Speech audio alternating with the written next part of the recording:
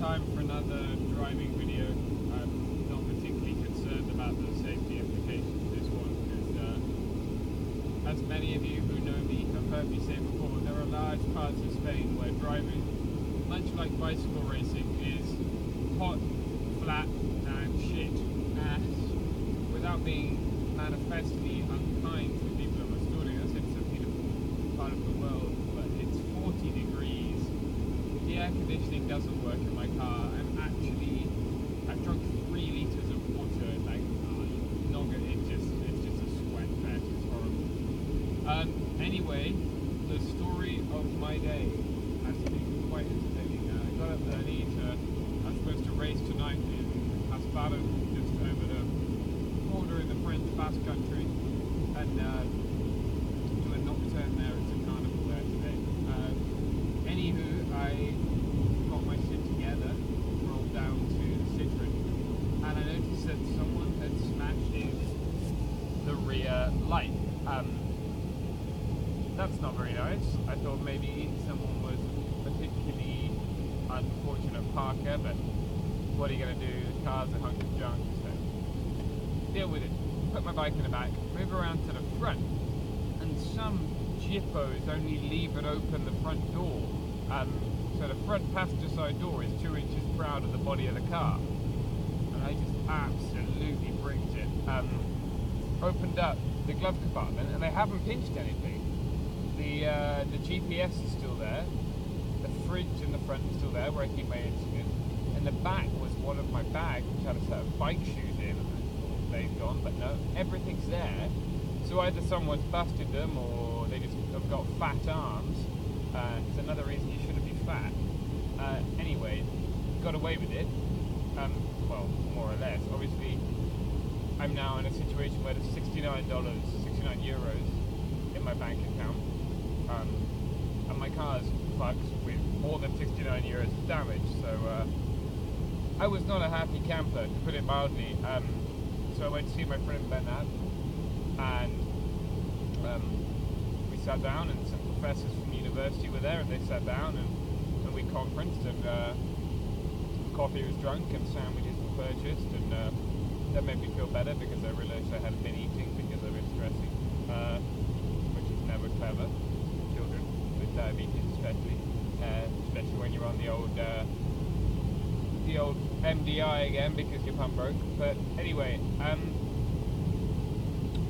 a call was made to a friend of a friend, and I went to a body shop or a panel beater or something of that nature. It seems to do everything.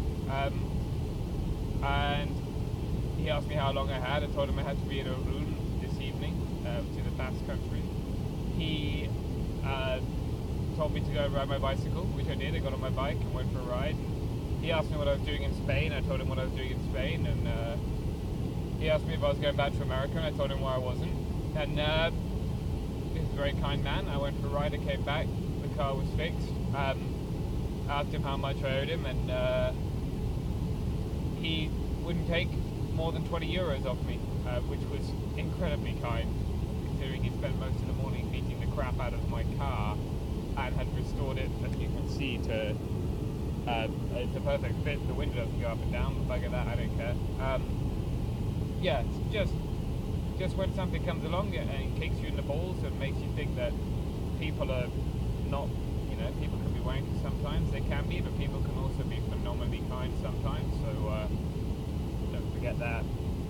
So I gave him one of my dwindling supply of boxes of English fudge, which I've been travelling around the world with, giving to people who do nice things for me. So that's an offer out there for you if you want to be my friend, someone. I'm just blown away by how nice that was.